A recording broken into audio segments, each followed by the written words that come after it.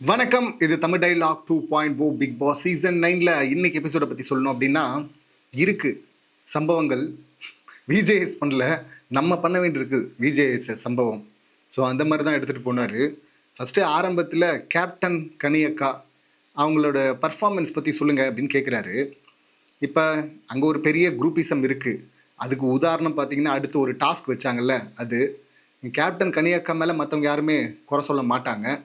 ஆனால் குறை சொல்கிறதுக்கே நம்மளால் ஒருத்தர் இருக்காங்கல்ல, பார்வதி. அவங்க வந்து தான் கரெக்டாக அடித்தாங்க. பார்வதி, வியன்னா அவங்க 2 பேர் தான் ஆரம்பத்துலேருந்தே சொல்லிட்டு இருந்தாங்க இங்கே வந்து ஃபேவரிட்டிசம் இருக்குது அப்படின்னு சொல்லிட்டு. இந்த கம்ருதன் இருக்காரு, கம்ருதன் அவர் கம்ரு சார் வந்து எழுந்து அவர் ஆரம்பத்திலேயே சுற்றி விட்ட அப்படி. இவர் சும்மாவே யார் சுற்றினாலும் அப்படியே பச்சை புல்ல விஜேஎஸ் அப்படியே சுற்ற ஆரம்பிச்சிருவார் அவர் பாட்டு கிருன்னு.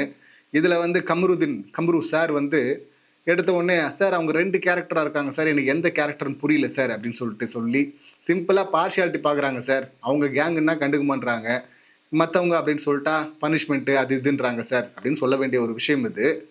அதுக்கு வந்து எங்கேயோ டாஸ்க்கு போயிட்டு டாஸ்க்குள்ளே சொல்கிறேன் அப்படின்னு சொல்லி அங்கே 2 பேர் எஃப்ஜே ரூலே உனக்கு புரியலையப்பா, இங்கே வந்து கியூசியாக வந்திருக்காங்கல்ல அவங்கள வந்து சந்தோஷப்படுத்தணும். ஆனால் நீங்கள் வந்து சண்டை போட்டு வித்துடலாம் அப்படின்னு சொல்லிட்டு பார்க்குறீங்க. சண்டை போட்டாலாம் அவங்க ரிஜெக்ட் பண்ணுருவாங்க அப்படிங்கிறத தான் அவர் சொல்ல வர்றார். அதுக்கு பார்வதி வந்து இவர் தமிழில் சொல்கிறத பார்வதி தமிழில் டிரான்ஸ்லேட் பண்ண இதெல்லாம் காமெடியாக இருந்தது. ஸோ அதுக்கு தான் சுற்றி வந்தாங்க. பார்வதி ரொம்ப ஸ்ட்ரைட்டாகவே அதை சொல்லிட்டாங்க. அப்புறம் வியன்னாவும் சொன்னாங்க இது மாதிரி பார்ஷியாலிட்டி பார்க்குறாங்க. ஆதிரி அவங்க டீமு அவங்கெல்லாம் வந்து பாடி லாங்குவேஜ் எஃப்ஜே இவங்கெல்லாம் காட்டினா வந்து மார்க் பண்ணால் வந்து அதை கண்டுக்க மாட்டுறாங்க. நாங்கள் சின்னதாக ரியாக்ஷன் கொடுத்தா கூட பாரு ரியாக்ஷன் கொடுக்குறேன், இது ட்ரிகர் பண்ணும் அது ட்ரிகர் பண்ணும் அப்படின்னு சொல்கிறாங்க. அப்படின்னு சொன்னதும் பார்த்தீங்கன்னா மாட்டிக்கினாங்க கனியாக்கா அந்த இடத்துல. நான் கவனிக்கலன்றவாங்கள்ல டப்புன்னு. எஃப்ஜே வந்து மார்க் பண்ணாத இடம் எது அப்படின்னு கேட்டால் தான் நீங்கள் யோசிக்கணும். அவன் எல்லா இடத்துலையும் மார்க் தான் பண்ணிகிட்ருக்கிறான், ட்ரிகர் தான் பண்ணிகிட்ருக்கான் எல்லா இடத்துலையுமே, எல்லா டாஸ்க்லையுமே. அப்படிப்பட்டவனை ஒரு வேலை பண்ணியிருக்கலாம் சார் அப்படின்றாங்கன்னா இவங்க எவ்வளோ பெரிய விஷமாக இருக்கணும். அக்கா அதான் அன்பு கேங் தலைவின்னா சும்மாவா, அதுவும் 2.0 தலைவி இல்லை. அதுதான் ஒரு வேலை இருக்கலாம் சார் அப்படின்னு சொல்லும்போது அங்கே மட்டும் கேட்டார், என்ன இருக்கலான்றீங்க, அதான் இருக்குல்ல எஃப்ஜே. அதில் எஃப்ஜே வேற கையை தூக்குற அப்படி. எஃப்ஜே வந்து இது மாதிரி மார்க் பண்ணுவாரா அப்படின்னா அவரும் கையை தூக்குறாரு. உன்னதான் அடிக்க வந்திருக்கேன், நீயும் கை தூக்குற, கை இறக்கையா அப்படின்னு சொல்லிட்டு இறக்க சொல்லிட்டு. ஏன்னா லாஸ்ட் எபிசோடு வரை பார்த்தீங்கன்னா எஃப்ஜேக்கு அவ்வளோ ஒரு ஃப்ரீடம். அண்ணான்னு கூப்பிடாதீங்க, டியூடுன்னு கூப்பிடாதீங்க அப்படின்னு சொன்னால் திரும்ப அண்ணான்னு தான் கூப்பிட்டு இருக்கான். பிக் பாஸை கூப்பிடாதுன்னா என்னையும் கூப்பிடாதுன்னு தான் அர்த்தம். இப்போ திரும்பவும் பார்த்தீங்கன்னா இவர் அண்ணா அப்படின்னு தான் கூப்பிடுறாரு.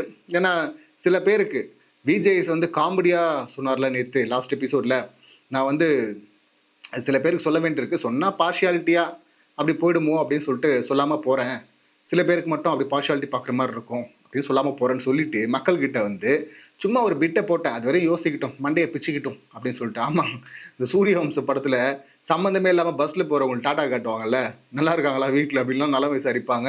அப்போ சொல்லுவாங்கள்ல, தூங்கிட்டு வரான் அவன் பாட்டுன்னு, இனி மண்டையை பிச்சுக்கிட்டு போவான்ல அப்படின்வாங்கல்ல. அந்த மாதிரி அடுத்து எபிசோட இன்னும் கொஞ்சம் நேரத்தில் நடக்க போகுது ஷூட்டு, அதுக்குள்ளே அவங்க மண்டையை பிச்சுப்பாங்க. பிச்சுக்கிட்டாலும் அப்படி பிச்சுக்கிற அளவுக்கு யோசிக்கிறவங்களா இருந்தால் இந்நேரம் எப்படியோ போயிருக்குமே சீசன்.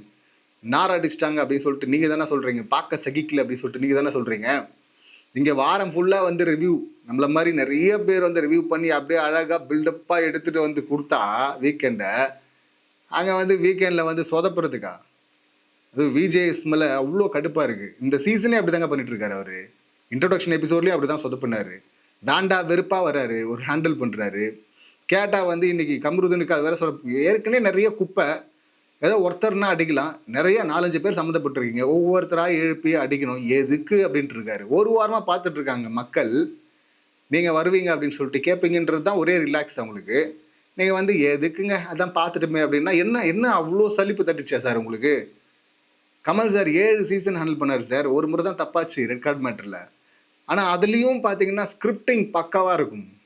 ஸ்கிரிப்ட் அதாவது வந்து பேசும்போது எங்கே சேவ் பண்ணலாம் ஒருத்தங்களை அப்படின்னு சொல்லிட்டு அதுக்காக ஸ்கிரிப்ட் பண்ணுவாங்க ஒரு வாரமும்.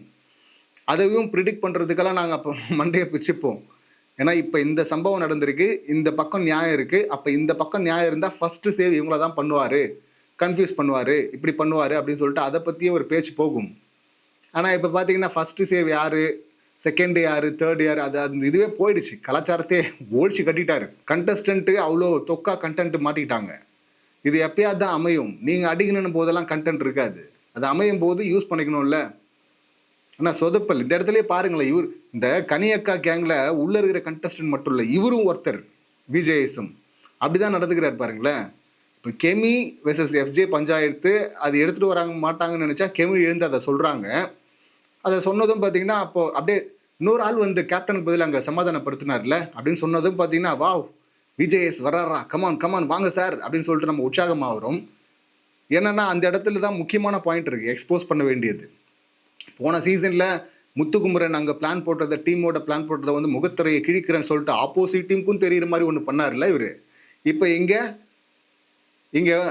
2 ஹவுஸாக இருந்தாலும் இங்கே ஒரு கேங்குன்னு ஒன்று ஃபார்ம் ஆகி விளையாட்டுருக்காங்க. பெரிய கேங் ஒன்று, சின்னதாக இருக்காங்க. சின்ன கேங் ஒன்று, நடுவில் வந்து லவ் கண்டென்ட் கொடுக்குற கேங் ஒன்று அப்படின்னு சொல்லிட்டு போயிட்டுருக்கு.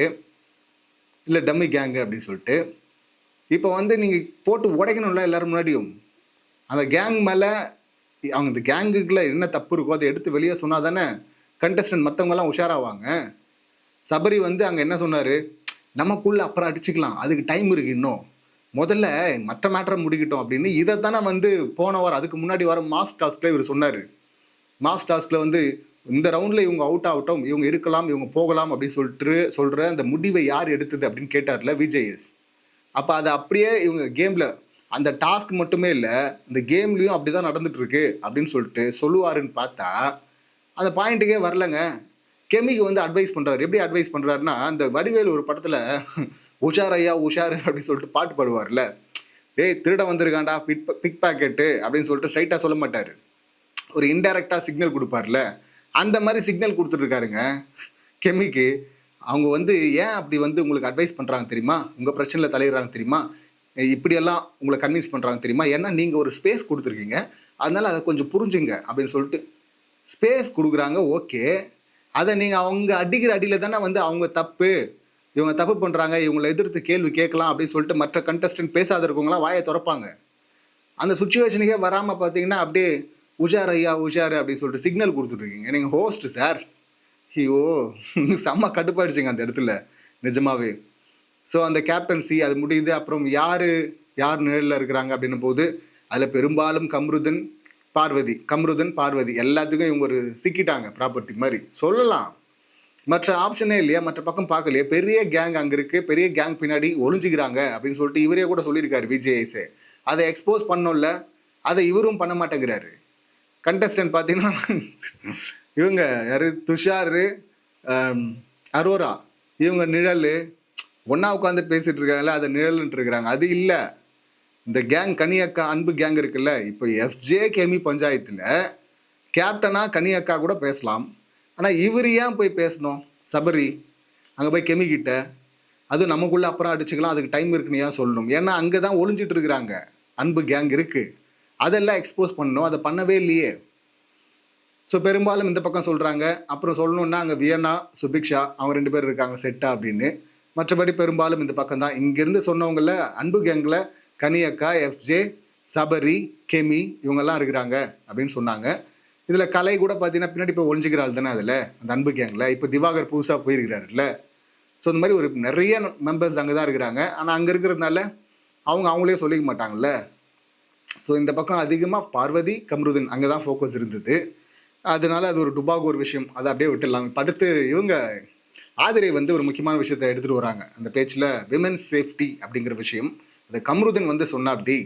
இப்போ இவங்க வந்து சுபிக்ஷா அந்த பக்கமாக வந்தாங்க. அந்த வீடியோ மறுபடியும் பார்த்தேன் நான்.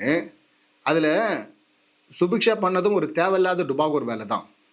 அதாவது திவாகர் வந்து கேமராவில் போய் பதிவு பண்ணுறது அது முதல் நாள்லேருந்து பண்ணிகிட்டு இருக்காரு. இந்த மாதிரிம்மா அந்த மாதிரிம்மா இந்த மாதிரிம்மா அது வெளியவே பண்ணுவார்ல. ஒரு யூடியூப் சேனலில் போயிட்டு வாக் அவுட் பண்ணுறேன்னு வந்துட்டு இவர் ஒரு வீடியோ எடுத்துகிட்டு அங்கேருந்து போடுவார்ல, இங்கே பாருங்கள் பின்னாடி பாருங்கள், அப்படியே கையை பாருங்கள் எப்படி முறுக்குறாங்க பாருங்கள், அடிக்கிறதுக்கு வராங்க, இது பண்ணுறாங்க அப்படின்லாம்.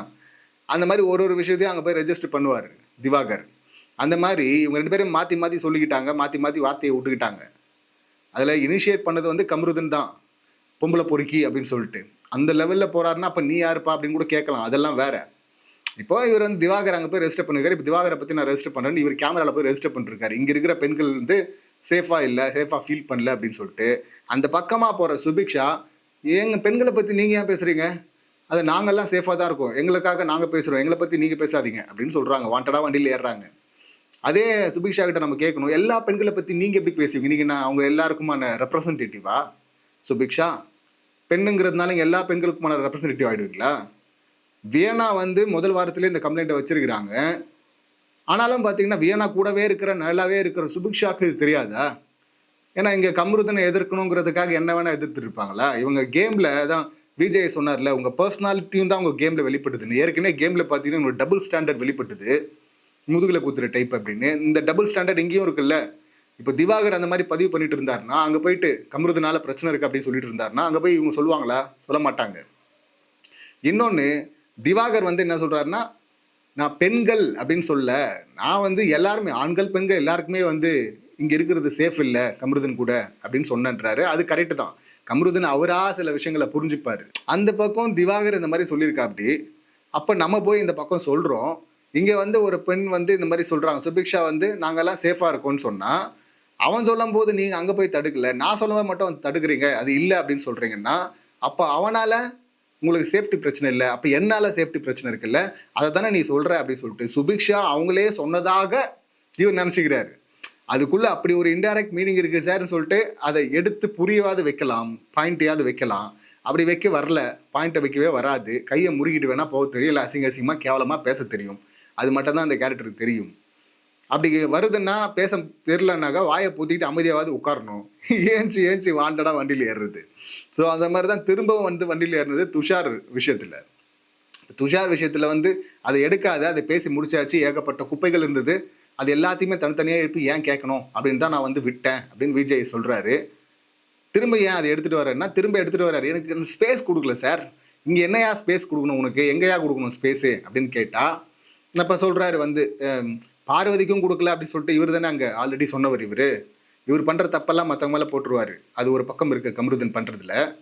ஸோ இப்போ வந்து பிரேக்கு, அந்த பிரேக்கில் பார்த்தீங்கன்னா இங்கே எல்லாருக்கிட்டையும் கை ஓங்கினா பண்ண அதெல்லாம் வந்து கேட்டார். பிரேக்கில் விஜேஎஸ் போயிருக்காரு. அந்த பிரேக்லேயே பார்த்தீங்கன்னா மறுபடியும் பிரச்சனை வெடிக்குது.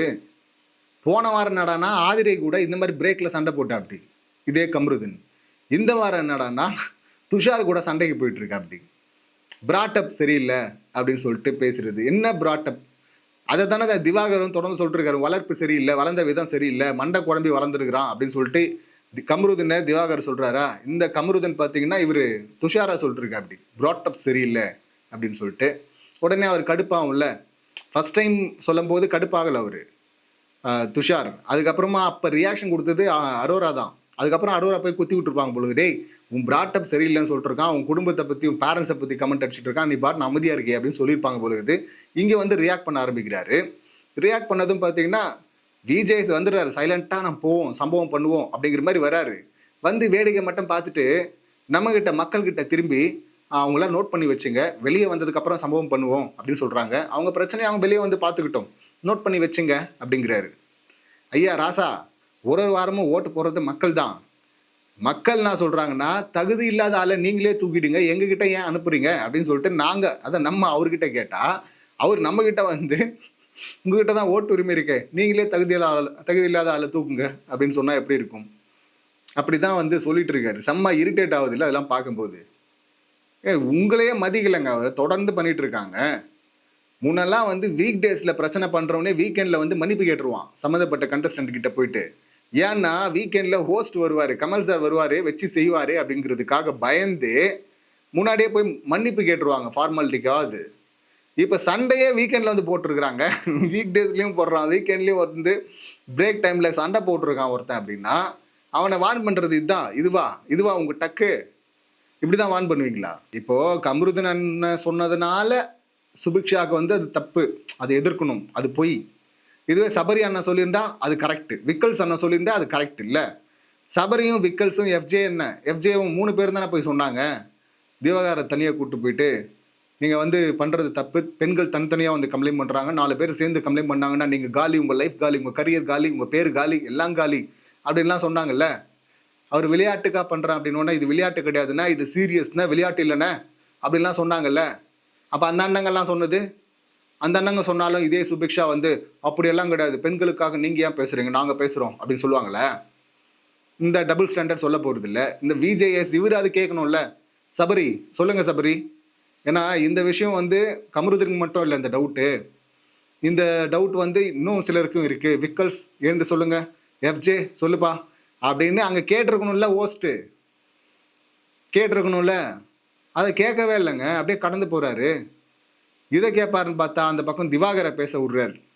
திவாகர் வந்து அவருடைய குரட்டை இம்சையால் எழுப்பி விட்றாங்க. இவர் என்ன டிஸ்டர்ப் பண்ணுறதுக்காக எழுப்பி விட்றாங்க.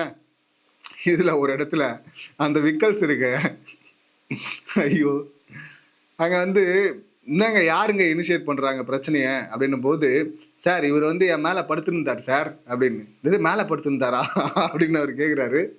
ஆமாம் சார், தொடையில் படுத்துருந்தார் சார் அப்படின்னு சொல்லிட்டு விக்கல்ஸ். யோ என்ன சொல்கிறேன், அதை அரை தூக்கத்திலே பேசுகிற மாதிரி இருக்குது. நம்ம ஏதோ லேட் நைட்டில் பேசுகிறாங்கன்னா லேட் நைட்டில் ஷூட் நடந்துட்டு இருக்காங்க. கொடுமையாக இருந்தது அது. ஸோ அந்த காமெடிக்கு அப்புறம் பார்த்தீங்கன்னா விக்கல்ஸ்லாம் அதான் அந்த அன்பு கேங்கில் திவாகர் வந்து அஃபிஷியலாக ஜாயின் பண்ணிட்டார்ல, அப்போ அந்த பக்கம் தான் நிற்பாங்க. அவரும் வார்த்தையை விடுறாருன்றத கடைசியாக விஜய் சொன்னார். ஆனால் வந்து அவர் ஃபன்னாக இருக்கார், ஜாலியாக இருக்கார் அப்படிங்கிறதுனால நீங்கள் பண்ணுற எல்லாத்தையும்லாம் அவர் ஏற்றுக்கணும்னு அவசியம் கிடையாது. அது வந்து நீங்கள் எல்லா சூழ்நிலையிலும் நீங்கள் அந்த மாதிரிலாம் பண்ண முடியாது அப்படின்லாம் வந்து விஜய் சொல்லிட்டு இருந்தார். அவர் முக்கியமாக அட்ரஸ் பண்ண வேண்டியது பெண்கள் இங்கே ஃபன்னாக இருக்கிறாங்க, ஜாலியாக எடுத்துக்கிறாங்க அப்படின்னு நீங்கள் ஓவராக அட்வான்டேஜ் எடுத்துக்காதீங்க திவாகர் அப்படின்னு சொல்லியிருக்கணும். ஆனால் இந்த பக்கம் திரும்பி வினோத் அண்ட் மற்றவங்ககிட்ட ஓவராக அட்வான்டேஜ் எடுத்துக்காதீங்க அப்படின்னு திவாகர் கிட்ட பழகிறதுக்கு அவங்க கொரட்டத்தொல்லை தாங்க முடியல அப்படின்னு சொல்லிட்டு தூங்காமல் இருக்கிறாங்க. அந்த டார்ச்சரில் அவங்க எழுப்புறது தப்பு தான். ஆனால் அந்த கொரட்டை சவுண்ட்னால தூங்கவே முடியாமல் லக்ஸரி ரூம்குள்ளே அவஸ்தப்படுறாங்களே, அவங்க நிலைமை என்னன்னு சொல்கிறது. ஸோ இங்கே வந்து நான் வந்து ஃபேமஸ் சார், என்ன ஃபேமஸை வச்சு அப்படியே அவங்க ஃபேமஸ் ஆகணும்னு பார்க்குறாங்க சார். யார் இந்த திவாகர், இந்த வாட்டர்மெலன் தர்பூசணி சைக்கோன்னு தான் இவர் நடித்த படத்தில் அவர் பேரே வச்சிருக்கிறாங்க, தர்பீஸ் சைக்கோ அப்படின்னு. ஸோ வந்து இவர் பிரபலமாக எல்லாருமே ஒரு காம்படிஷனில் தான் வந்திருக்கிறீங்க. இதில் பயங்கர சரி பிரபலமாக இருக்கிற என்னத்துக்கு பிரபலம்? நீ லூசு மாதிரி பேசுகிறதுக்கு, பைத்தியக்கார மாதிரி பேசுகிறதுக்கு பிரபலம் இல்லை. நடிப்புன்னா என்னன்னே தெரியாமல் நடிக்கிறேன், நான் ஒரு மகா நடிகன் அப்படின்னு நம்பிட்டு இருக்கிற ஒரு அரமெண்டல், அதுக்கு தானே பிரபலம். அப்படி தானே மக்களுக்கு தெரியும். அப்படி தானே இவரை நடிக்க வைக்கிறேன்னு கூப்பிட்டு அந்த காட்சியை வச்சிருக்கிறாங்க. இதில் வந்து பிரபலம் சார், பிரபலம் சார், நான் பயங்கர ஃபேமஸ் சார் அப்படின்னு சொல்லிட்டு அதை மட்டும் கேட்டார். என்னங்க எல்லா கண்டஸ்ட்டுமே பிரபலம் தாங்க, இங்கே வந்துட்டாங்கல்ல அவ்வளோதாங்க அப்படின்னு சொல்லிட்டு. அடுத்து முக்கியமான பார்ட், ஆவலாக எதிர்பார்த்துட்டு இருந்த அந்த பார்ட், எவிக்ஷன் பார்ட் வருது. இப்போ எவிக்ஷனில் சேவிங் ஆர்டரை பற்றி நம்ம சொல்லிட்டோம். வியன்னா ஃபஸ்ட்டு சேவ் பண்ணார், சுபிக்ஷா, பிரவீன் அப்படி வந்தார். ஸோ கடைசியாக பார்த்தீங்கன்னா ஹாட் சீட்டில் அரோரா, ஆதிரை, கலை 3 பேரை உட்கார வைக்கிறாரு. இப்போ யார் போவாங்க அப்படின்னு கேட்கும்போது வினோத் ஒருத்தர் தான் வந்து ஆதிரைன்னு சொன்னாங்கன்னு நினைக்கிறேன். மற்றவங்க எல்லாமே வந்து அரோரா கலை அப்படின்னு சொல்லிட்டு இருந்தாங்க. பெரும்பாலானவர்களுக்கு வந்து பயங்கர ஷாக் தான். நான்லாம் போக வாய்ப்பே இல்லையே, விஜய் சேதுபதி தப்பாக எடுத்துகிட்டு வந்துட்டிங்களா, உங்கள் டீம் வந்து உங்கள்கிட்ட தப்பாக கார்டை கொடுத்து அமைச்சிருக்கிறாங்க, போய் செக் பண்ணிட்டு வாங்க, டபுள் செக் பண்ணுங்க அப்படின்னு சொல்லக்கூடிய ஆள் தான் இவங்க. ஸோ வந்து உடனே எஃப்ஜே அப்படியே லைட்டாக திரும்பி பார்க்குறாரு. டேய் நீங்கள் கொடுத்த லவ் பில்டப்கெல்லாம் பிரேக்கப் மாதிரி சண்டை போட்டதே வந்து முந்தின நாள் தானடா, அதுக்கு ஒரு நாள் மட்டும் தானடா, அது வரையும் லவ்வுன்னு சொல்லிட்டு அப்படியே எக்ஸ்ட்ரீமாக டச்சிங்லாம் இருந்ததுடா. இந்த குறும்படத்தில் வேற போட்டாங்கல்ல ஒரு டச்சிங்க, அந்த டச்சிங்லாம் இருந்ததுடா. அதான் இவ்வளோதான் ரியாக்ஷனா, இதுக்கு மேலே ரியாக்ஷன் வராதாப்பா, ஏன் வரமாட்டேது இந்த மூஞ்சில் ரியாக்ஷன், மற்றதெல்லாம் வருது இது மட்டும் வரமாட்டேங்குது அப்படின்னு தான் தோணுச்சு. அதுக்கப்புறம் பிக் பாஸ் வந்து நீங்கள் இப்போ போக வேண்டிய கண்டஸ்டண்ட்டே கிடையாது அப்படிங்கிறாரு. அப்படின்னா இப்போ போக வேண்டிய கண்டஸ்டன்ட் யார் அதையும் சொல்கிறேங்க பிக் பாஸ். ஏன்னா சூப்பர் பிளேயர், நீங்கள் சிறந்த பிளேயர் அப்படின்லாம் இவர் பட்டம் கொடுத்துட்ருக்காரு. ஐயா all the best, well blade அப்படி சொன்னால் பரவாயில்ல. இப்போ போக வேண்டிய ஆளே கிடையாதுன்னா மக்கள்லாம் முட்டாள், அவங்க வந்து உங்களுக்கு தெரியாமல் வெளியேற்றிட்டாங்க அப்படின்னு சொல்லிட்டு பிக் பாஸே உட்காந்து அழுகுறாரு அங்கே ஆதிரைக்காக. இல்லைன்னா ஏன் அது மாதிரி சொல்லணும். அப்புறம் இங்கேயே உங்களுடைய பாயிண்ட் எல்லாம் சொல்லுங்கன்னதும் பார்த்தீங்கன்னா அவங்க அங்கே வந்து சொல்கிறாங்க விமர்சனத்தை வைக்கிறேன் அப்படி சொல்லிட்டு. அப்போ கூட எஃப்ஜே அப்படின்னு சொல்லும்போது ஐயோ பார்க்க முடியல அதெல்லாம். அடுத்து கம்ருதன், நீ வெளியே இருக்கிற மாதிரி தான்ப்பா இருக்கிற, இப்போவும் அந்த கோவத்தை மட்டும் கொஞ்சம் கண்ட்ரோல் பண்ணிட்டேன்னா அது மட்டும் தான் பிரச்சனை, சரி பண்ணிடுங்கண்ணே அப்படின்னு சொல்லும்போது கம்ருதனும் அங்கே வந்து சண்டைலாம் போடாமல் மறுபடியும் வெளியே இருக்கிறது ஏன் பேசுகிற அப்படின்னு சொல்லிட்டு சண்டை வலிக்காமல் ஒத்துக்கிட்ட அப்படி. ஸோ அப்படியே ஜென்ரலாக அங்கே சொல்லிவிட்டு அங்கேருந்து வெளியே வராங்க. இவங்க எல்லாமே சென்ட் ஆஃப் பண்ணுறாங்க. இப்போ ஸ்டேஜுக்கு வராங்க. ஸ்டேஜில் ஒரு சம்பவம் இருக்கே, ஆல்ரெடி நியூஸ்லாம் வெளியாச்சு. 2 விஷயம் சொல்லிட்டு இருந்தாங்க பரவாயில்ல. ஒன்று வந்து மக்கள் ஒழுங்காக புரியல, மக்களுக்கு புரியல, புரியாமல் ஓட்டு போடல அப்படின்னு சொல்லிட்டு. இன்னொன்று வந்து பார்த்தீங்கன்னா குறும்படம் கூட பார்க்கல அப்படின்னு சொல்லியிருந்தாங்க. ஆனால் நம்ம அந்த சொன்னோம் சென்ட் ஆஃப் வீடியோ வந்து அது டவுட்டாக தான் இருக்குது அப்படின்னு. கரெக்டு, அந்த சென்ட் ஆஃப் வீடியோலாம் போட்டாங்க, அதெல்லாம் பார்க்குறாங்க. அதில் 2-3 இடத்துல நல்ல ஸ்டார்ட்டுங்க இவங்களுக்கு கிடச்சது. இப்படி ஒரு ஸ்டார்ட்டு. ஆனால் இப்போ தான் ஜஸ்டிஃபை கரெக்டாக பண்ணியிருக்காங்க மக்கள் இந்த சீசனில். மற்ற சீசன்லாம் போன சீசன் கூட பார்த்தீங்கன்னா தர்ஷிகாவும் இந்த மாதிரி தான் பண்ணாங்க. ஆனால் லேட்டாக தானே தூக்குனாங்க தர்ஷிகாவை. இவங்க நல்ல வேலை சீக்கிரமாகவே தூக்கிட்டாங்க. காரணம் இவங்க எல்லை மீறி பண்ண விஷயங்கள். மக்களை ஏமாற்ற நினச்ச ஒரு கேம் ஆடிட்டு அதுலேயும் லவ் கண்டென்ட்டில் ஏமாற்ற நினச்ச கேம் ஆனாலாம் மக்கள் மன்னிப்பாங்களா? அது எங்கே வந்து ஆடிட்டு இருக்கீங்க? இதில் வந்து மக்களுக்கு புரிதல் இல்லைன்னு வேற சொல்கிறது. அதில் அவங்க சொல்கிறாங்க வெளியில் வந்து விஜேஎஸ் கேட்கும்போது நம்ம காட்டினது எவ்வளோ பேசினாங்கன்னு தெரில. விஜேஎஸ் அதுக்கப்புறமா இதுக்கு மேலே பேசினா உனக்குதாம்மா அடி விழும் கிளம்புமா அப்படின்னு சொல்லிட்டு அனுப்பி விட்டாரு. அப்போ சொல்கிறாங்க வெளியே வந்து எங்கே தப்பாச்சுன்னு கேட்டால் அதை அவங்க ரியலைஸ் பண்ணல அவங்க தப்பை. டிசர்வ் இல்லாத கண்டஸ்டன்ட்லாம் உள்ளே இருக்கிறாங்க, தகுதி இல்லாத கண்டஸ்டன்ட்லாம் உள்ளே இருக்கிறாங்க. தகுதியானன்னா இங்கே இருக்கிறேன், இவங்க புரியாமல் போட்டாங்க அப்படின்னு சொல்லிட்டு மக்களை ப்ளேம் பண்ணிருக்கிறாங்க. வந்து நாங்கள் புரியாமல் ஓட்டு போட்டுமா, மக்கள் புரியாமல் ஓட்டு போட்டாங்களா? என்ன கேம் ஆடினீங்க? வந்து உள்ள வெளியே இவங்களுக்கு ஒரு ஆள் இருப்பாராம், அந்த ஆள்கிட்ட இவங்க சொல்லிட்டு வந்துருவாங்களாம், உள்ளே போயிட்டு நான் அந்த மாதிரி கண்டென்ட் பண்ணுவேன், லவ் கண்டென்ட், அதெல்லாம் கண்டுக்காது அப்படின்னு சொல்லிட்டு. அது வெளியே எங்கேயாவது தனியாக பண்ணிட்டு இருந்தீங்கன்னா அது பிரச்சனை இல்லை எங்களுக்கு.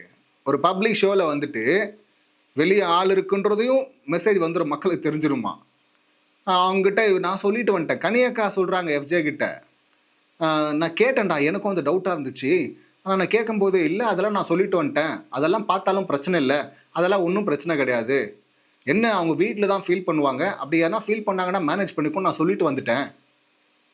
என்ன இதெல்லாம் சொல்லிட்டு வந்துட்டாங்க. லவ்வாக பண்ணிட்டு இருந்தாங்க. காஜித்தனத்தின் உச்சம்லாம் இருந்ததுங்க.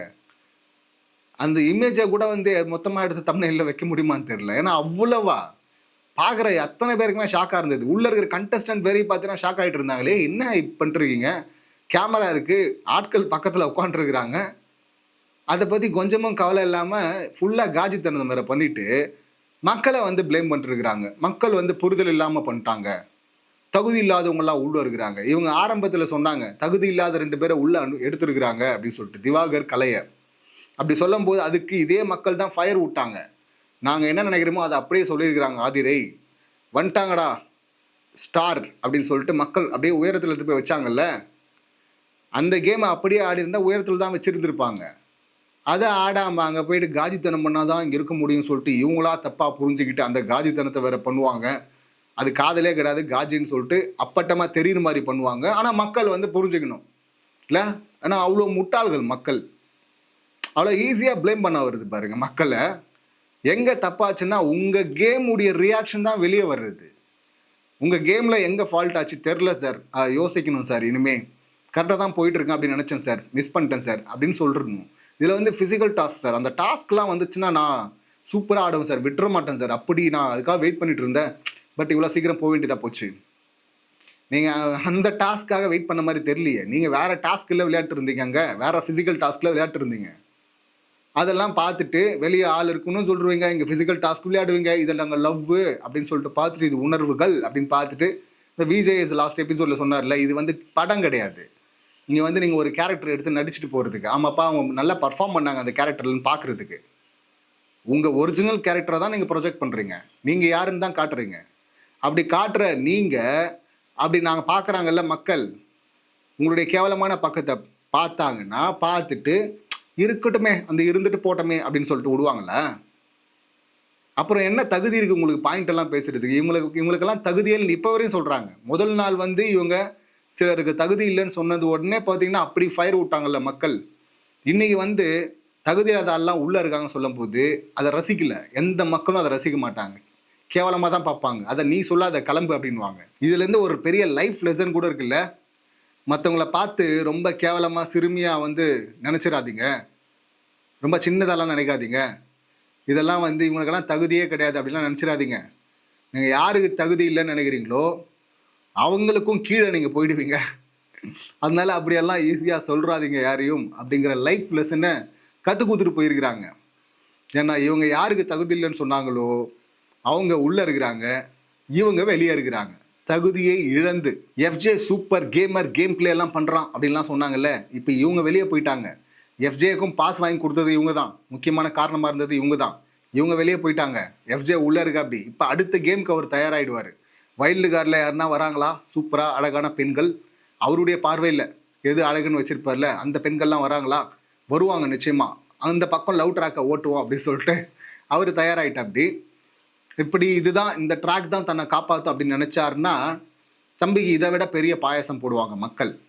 அந்த நாள் ரொம்ப தூரத்தில் இல்லை அப்படின்னு தான் சொல்லணும். ஸோ இன்னைக்கு எபிசோட் சம்மந்தமான என்னுடைய கருத்துக்கள் இவ்வளோதான். நீங்கள் தான் சொல்ல நினச்சா அவங்க கருத்துக்களை கமெண்ட் பண்ணுங்கள். மீண்டும் அடுத்த வீடியோவில் சந்திக்கலாம். நன்றி, வணக்கம்.